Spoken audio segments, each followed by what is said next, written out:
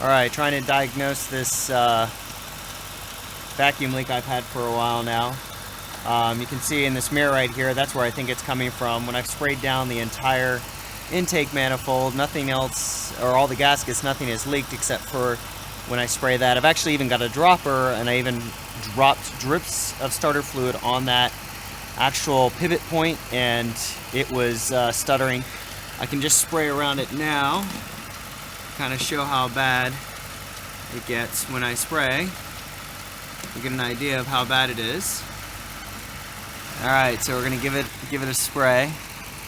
And you'll see the engine stutter. Just look at the engine. And I'm just spraying that little pivot point. And you can even hear how it lugs down just spraying that pivot point. You can actually hear a little bit of hissing. You know, hopefully that comes through in the video. You can even hear the engine or kind of see it stutter.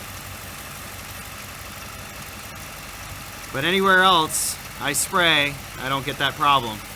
So I think I'm got to be the first one that has an intake manifold leak